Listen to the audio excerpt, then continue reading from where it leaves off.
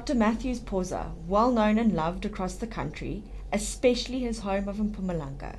He is a philanthropist, lawyer, businessman, and the chairperson of the Special Olympics South Africa.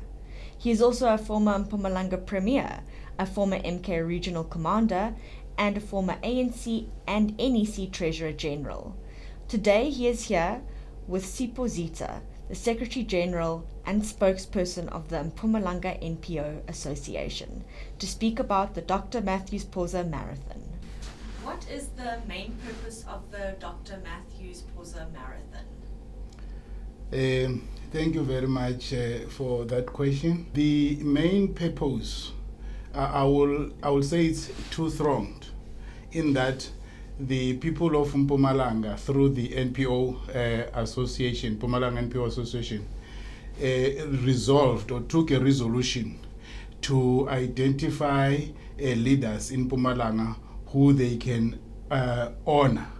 And Dr. Mathews Phosa was then nominated, and then he was approved as the one that would be the very first to go into this initiative. And this initiative, the Dr. Mathews Phosa Marathon, the second part of it, other than honoring, is to ensure that resources are mobilized to address three key issues which were identified by the NPO, and that is number one, GBVF, gender-based violence. So organizations that are working in that space stand to be supported through the proceeds from the marathon. Two, early childhood development organizations. We know that developmental psychologists emphasize the point that if we are going to make it as a society, we need to start from age 0 to 7 years old. So if we invest resources in there, we may not have, even at a matric level, to suffer all these things that we do, the camp studies and all of that, because the foundation would have been taken care of. And the third one speaks to sports. However, it is speaking to persons with disabilities, their participation in sports. How can they be assisted? Or how can we assist them with resources to excel in sports? We know that Dr. Mathews Phosa has been in that space for quite some time, and they've achieved so much in that space. So we trust that these aims would be achieved so long as we've got people like Dr. Mathews Phosa. And why did you choose the marathon to honor him?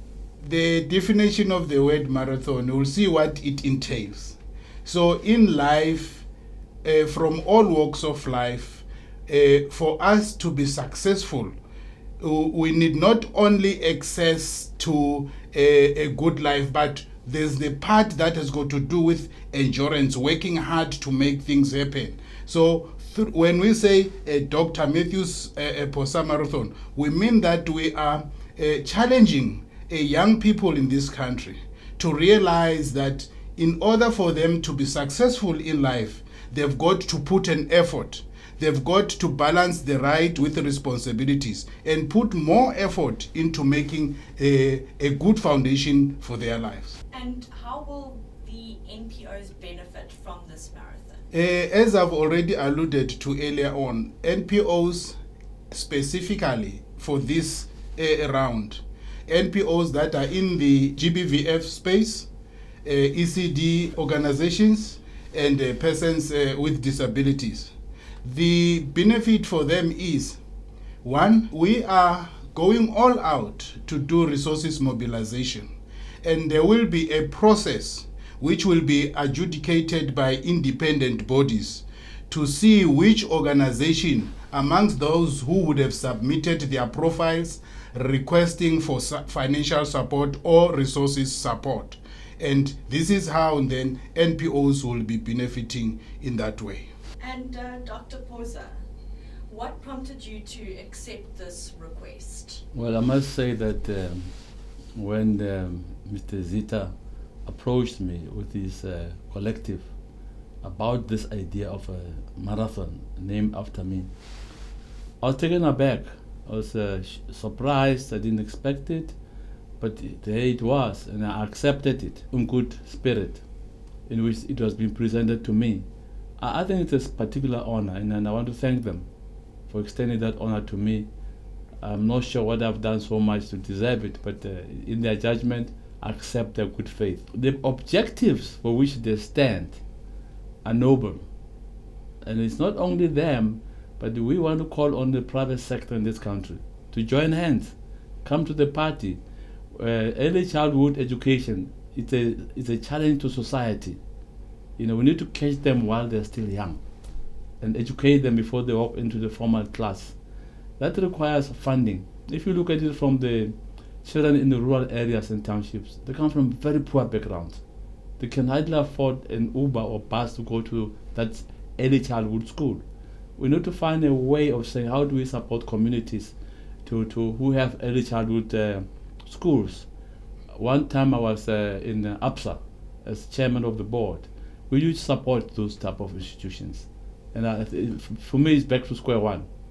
If we can support those institutions, we're investing in the future. If we invest in those children at those earlyhood institutions, and may they mushroom. The issue of gender-based violence is hitting the nation hard in its face. And it's continuing. Women have been killed by husbands, by boyfriends, slaughtered, brutally, and they were injured. Who's looking? Society must look itself in the mirror and not only say hoo-ha, but to say, how do we recover the emotional stability and wounds of these victims? Those wounds are not visible, but they are wounds. They are wounds in the soul, in the spirit, in the integrity of the person. How do we help them? The social workers come in. Who pays them? The doctors come in, nurses. Who pays them? We need to be sensitive towards one another and measure our value in what we give, not what we receive. What we give to society. It's a challenge to all of us. The government can do what they have to do, but we must add, and we are many, and we can make a difference. Then sport. I'm a chairman of Special Olympics for 19 years, and I was asked by Mandela to chair this body. Now, it has brought me into contact with almost more than 11 sporting activities, which are a challenge to athletes, which have been played by 190 countries in the world, able and disabled people. But now we have here this organization which says we'll address all disabilities, whether it's physical, intellectual, whether we call them mentally challenged or physically challenged people. They need to be supported. The first support is with family. Without family, they cannot stand. It's first from the mother struggling with a child with autism and making that child feel part of the family. What support do we give them as society? Do we shun them? Do we put them behind the doors? Do we chase away from the table so the visitors don't see them? Or do we take responsibility? Those are the most difficult cases. Then you've got others who can walk and run. But they're human beings, they're mentally challenged. But if you don't know, they're just like any one of us. And that's why we say in Special Olympics, those people with intellectual disabilities have their own abilities. So we talk about disabilities, the different abilities. There are things they can do which we cannot do, challenge you, but they need support to unearth those talents in sport, all type of sport. But those paraplegics, they also have their own abilities, which you don't have. Some of them can't walk, but they can do something better than you. And reinforce that. Let them be winners, all of them. Let them all win. But they cannot win first without family support, first and second without community support. So we go back to community. Communities might take ownership. We are members of communities. The panel which will decide what happens to the money will have a broad view of our objectives and say, where are the priorities? And we'll be guided by them. We must raise the money aggressively.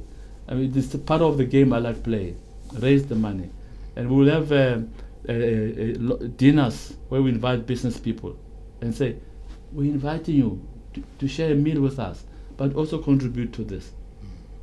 They must look into their faces in the mirror and say, are we going to shun this or are we going to contribute? People must take responsibility for their generations and generations to come. Generations to come are the youth. These very disabled people, whether it's intellectual or physical, they are the future. We must look after it. And how do you think your past work and involvement in all of your other initiatives will impact this initiative? If you look at Special Olympics, I'm one of the fundraisers, and we do it well. We have never been unable to buy air tickets to any part of the world. You understand what I'm saying? In a air ticket is not cheap. So we'll harvest that goodwill. They have goodwill, all of them. They play their roles as reverends and the churches and sports people. We all bring our goodwill. I know myself, I love raising funds, and I've not discussed it with the committee, but I know some of the things we need to do. And you will help us as a partner, as a newspapers, and other radio stations will help us. And we call on the conscience of our people in Mpumalanga first and the nation to say, let's do it together. And if we do it together, we'll do it better. And what are the short-term and long-term goals of this initiative, other than honouring Dr. Phosa? Thank you. When we're looking at what we intend to achieve, you will note that this marathon is going to be annual, for life. So it's not for us right now as we're living. It's to be a legacy, something that goes from this generation to the next generation. And that is the long-term part of it.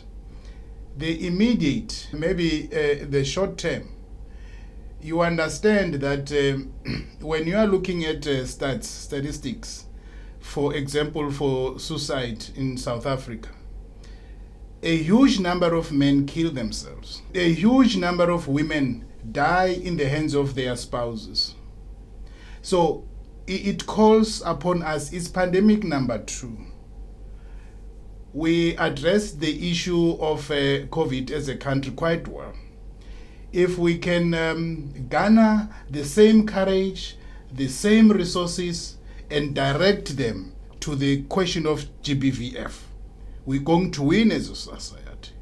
Because if we do not win, if we do not immediately intervene in this scourge of GBVF, we are risking a very angry generation.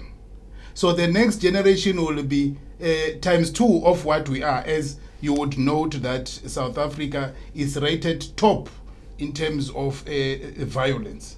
We are a country that is so violent, to the extent that when you compare us to countries which are in war, sometimes the number of people that get killed in South Africa is higher than the numbers that whose countries are at war. So the immediate short-term goal is to immediately intervene. What is it that we can do? We know that the presidential summit on gender-based violence was held last year in Joburg. And we know that also the provincial government has had its own. However, for those national strategic plans on GBVF, as well as the provincial strategic plan on GBF, will not materialize if there are no initiatives of this kind. So in other words, immediately through this initiative, we want to look at what are the pillars of the national strategic plan on GBVF, what are the pillars on the provincial strategic plan on GBVF, so that we can then say, oh, okay, this is what has been identified as a point that needs immediate attention, and we channel resources there. Let me surprise my colleague. I, myself, Mathews Phosa, who carries the branding of this event, want now to commit 100,000 rand, which will be paid in a bank account, which will legitimately be opened in the name of NPO. He does not know about it, that's why he's smiling. But this is the first contribution I make myself. And I invite all other potential sponsors to either match me or beat me. I'm dumbfounded. by that, and I can't really thank that enough. It will really take us from A to B. We really appreciate that. I want to quickly go off a script a little bit. Can we talk a little bit about the launch of the marathon next year? Who can join? I know it's going to be held in Mpumalanga. Are you inviting the whole country to take part? And can anybody take part? We want the whole country to take part. It's for South Africans. It just bears a name of one of us who was born here and grew up here and became a prima here. It's for all of us.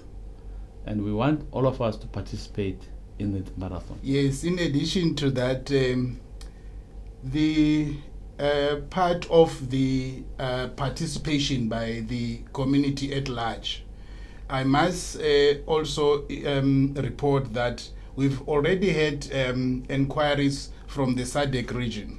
Swaziland, Mozambique, we've got people inquiring about it since that publication, and through the social media that we've already started, there's inquiries is coming in. So as the doctor is rightly saying, it's not just for Mpumalanga, it's for the province, it's for the country, it's for any other sport person that would say, I want to contribute to this call. So in terms of how people will be joining, there will be information to be shared via our website, which you are going to flight on the screen, and the web and the email addresses will be flighted on the screen, and the contact numbers for WhatsApps. But surely I must also add to that the 7th and the 8th and the 9th, we are doing what we call a stakeholder engagement in the 3 districts. So in those stakeholder engagement initiatives, we are inviting ECD organizations, persons with disability organizations, GBVF organizations, marathon clubs in those communities, and business people in those communities. So we are extending this invitation to say, we do not want a few people to make decisions about this initiative. We want to engage the community, we want to bring in their inputs so that this initiative can be so much enriched to be successful. Well, this certainly sounds like an amazing initiative, and that was wonderful news about Dr. Phosa's commitment. Actually, speaking of contributions, even as we are taking off, we already started a program every Monday using one of the local radio stations. Every Monday we are addressing men on issues of GBVF. It's specifically speaking to men on issues of GBVF. Every Monday between 7 and 8 on a radio station called Voice of Hope. So we are in that space because someone decided that no, let me put so much so that you can be able to run this thing there or on that radio. And over and above that, we've got professionals, clinical psychologists, social workers, medical doctors that are already on board. So every Monday between 7 and 8, a clinical psychologist sits for 1 hour talking on that radio station, talking to the community,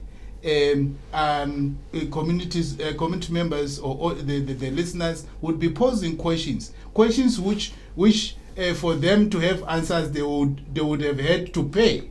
But through this Dr. Mathews Phosa Marathon, that has been made possible. So we thank those professionals, the medical doctors, the psychologists, Dr. Pesi, social worker, Nomsa Stole, Dr. Mosima, our GP, and so many of them that they are contributing already to say, as you ask, that what is your immediate goal? That already we started with that to say, you see, it will not assist us to to throw all the insults to men, say, hey, men are this, men are that. The psychologists are assisting us to say, what has happened? What has led this person to be who they are? So that we can use that experience back to the early childhood development space to say, men who are subjected to this kind of traumatic events tend to turn up like this.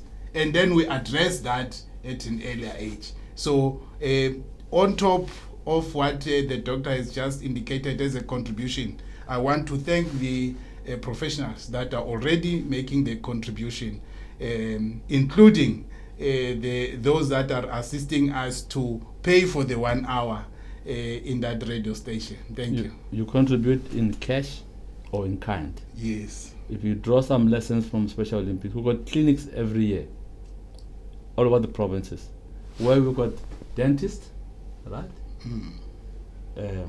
Psychologists, pediatricians, people do the feet, people do the ears of people, right? They come there, they give people teeth free of charge, spectacles free of charge. These are professionals. They volunteer. So this is the beginning of a cohort of volunteers who will give their services and their all to the community.